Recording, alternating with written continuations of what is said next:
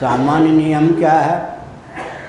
ऐसी वाणी बोलिए मन का आप पाक होए, औरों को शीतल करे आपो शीतल होए।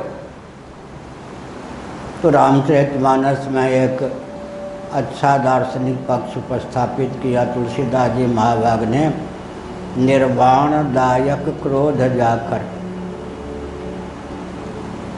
भगवान राम भी क्रोध करते हैं, समय आने पर शिव जी भी क्रोध करते हैं,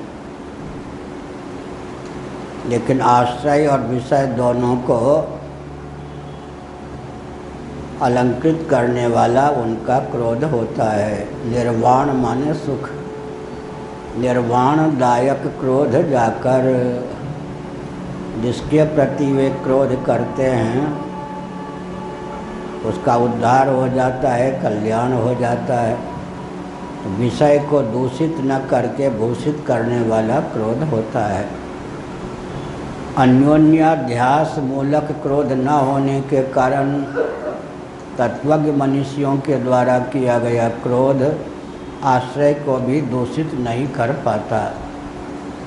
अन्योन्याध्यास,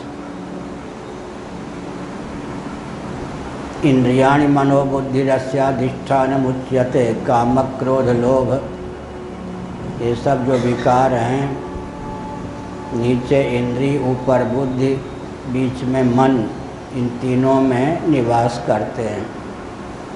बुद्धि से मन में, मन से इंद्रियों में काम क्रोध लोभ का वेग प्रतिष्ठित होता है।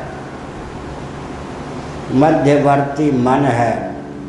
प्रजहात यदा कामान सर्वान पार्थ मनोगतान, गीता के दूसरे अध्याय का वचन है। मनोज कहते हैं काम को, मनोगत होता है काम। मनोज माने मनोगत, मन से उत्पन्न हुआ। सरोज माने सरोवर से, सर से उत्पन्न हुआ। मनोज माने मन से उत्पन्न हुआ, उसी को मनसिज भी कह देते हैं। एतत् सर्वम मन एव, बृहदारण्यकोपनिषद के अनुसार मनोगत ही काम क्रोध आदि को माना गया है। पंचदशी में विचार किया गया कि जिस वृक्ष के कोटर में अग्नि है वो हरा भरा कब तक रहेगा? तो जिसके जीवन में काम है, क्रोध है, लोभ है, वो उत्कर्ष को कैसे प्राप्त कर सकता है?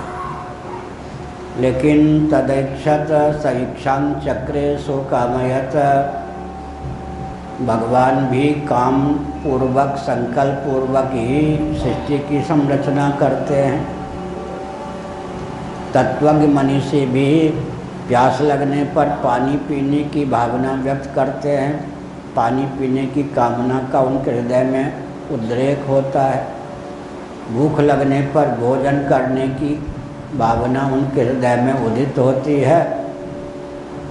तो संसारी व्यक्तियों के काम में, तत्वज्ञ के काम में क्या अंतर है?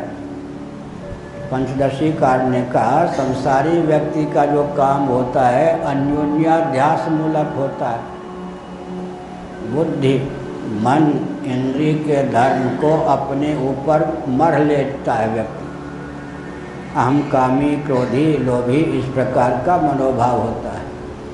तत्वज्ञ के जीवन में कदाचित क्रोध आदि का या काम आदि का लोक संग्रह के लिए कामना का, इच्छा विशेष का उद्रेक हो, अन्योन्याध्यास मूलक उनके जीवन में कामक क्रोध आदि नहीं होते।